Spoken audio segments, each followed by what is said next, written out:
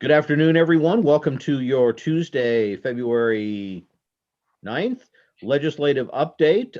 Several things to report, but I think the big news today came not out of the State House, but from the first day of the State Board of Education. Scott, why don't you tell us? And I know I paid a little bit of attention. We might jump in, but what did the State Board do, or at least what did they hear about today?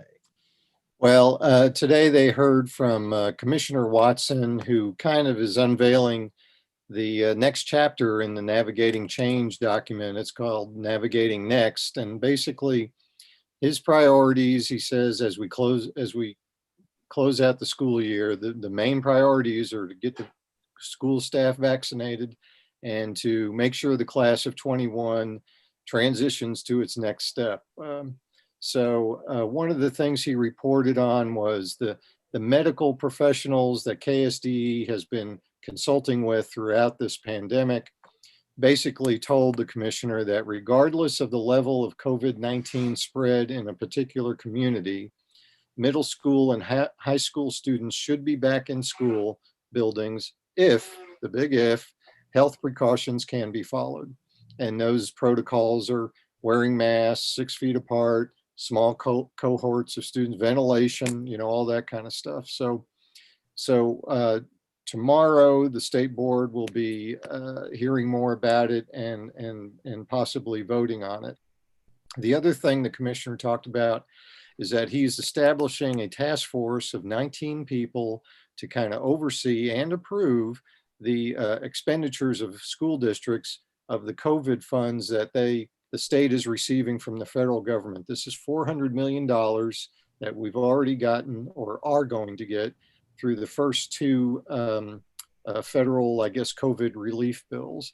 And so this task force, superintendents, school board members, the two state board members, Jim Porter and Janet Waugh, they're going to oversee these expenditures.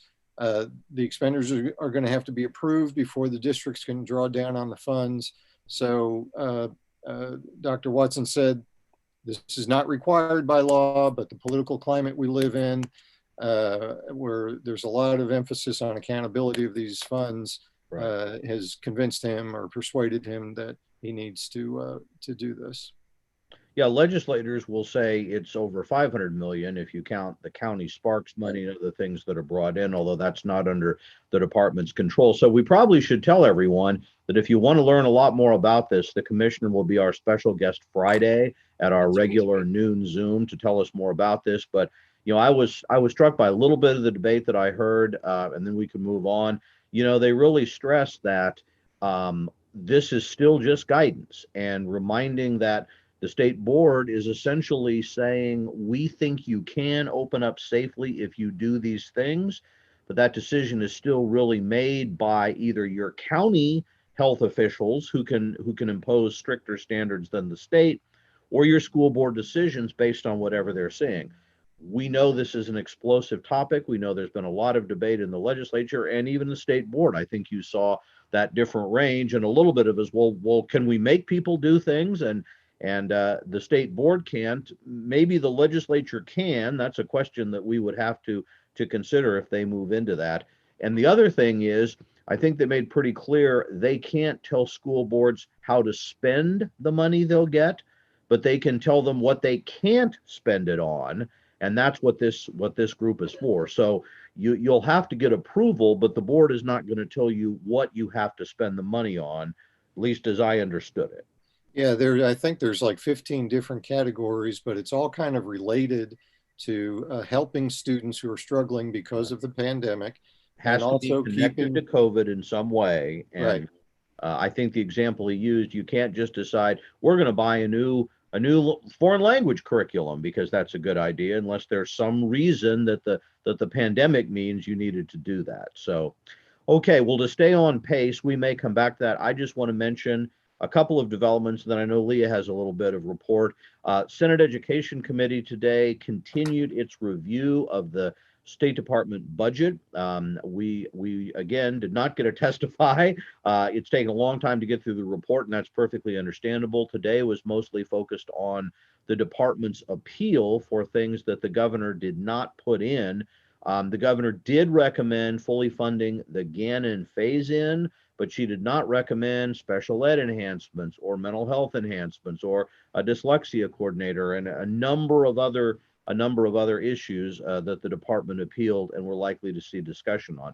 Our focus, if we testify tomorrow, is really that our highest priority is continuing to phase in those dollars. So that saga continues. Would just also note that the Senate today, as we understand it, gave preliminary approval to Senate Bill 32, which is the permissive dual concurrent enrollment bill that would allow districts to pay those costs, which of course could be part of this issue of how do we help those kids transition, which is it's a tool that could be considered. Whether you can make the nexus to the money, I guess that may be by a higher threshold, but it could be part of it. The Senate is still debating the major tax bill, Senate Bill 22, which would reduce our state income taxes in a number of ways.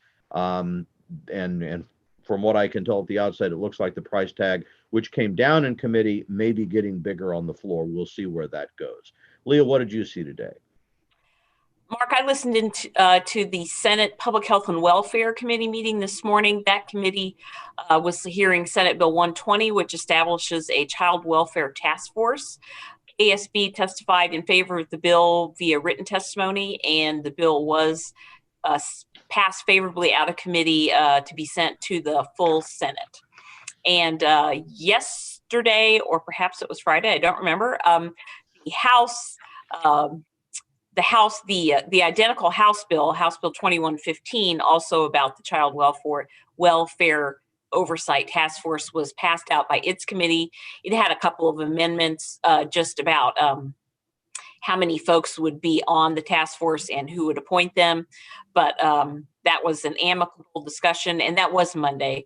And so that bill was kicked out to the full House, amended slightly, but not in a controversial way. And so those identical bills, although the one is amended, are headed toward their respective floors. And then this afternoon, I listened to the House Education Committee, which is different than the K-12 Budget Committee.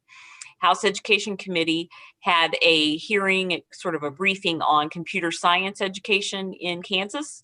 The chair had a lot of questions about why Kansas doesn't require computer science as one of the core high school graduation courses. And there is a bill pending from a member of that committee, Vice Chair Adam Thomas, introduced a bill last week to require a computer science course to graduate from high school. So I think this hearing was in preparation for that bill being heard in that committee. Heard from State Department of Ed about what has been going on in Kansas regarding computer science and what they might possibly do. So prepare to see more discussion and probably a bill about a computer science requirement here in the next week or two. Okay, before we would wrap up, would just note that tomorrow, for those of you that might be interested, the House Judiciary Committee has a hearing on 2154, which is the school bus safety stop arm bill. We're submitting some joint testimony on that in favor of that. The House K-12 Budget Committee is going to get a briefing on mental health programs and could take up the education savings account bill that had a hearing on Monday. That's really available for action at any time. Just a reminder that the two private school tax credit bills are out of committee, on the floor, and available for action at any time. With that, we're going to wrap up now. We'll plan to see you tomorrow night. Could be later, given the lateness of some of the committees. So thanks for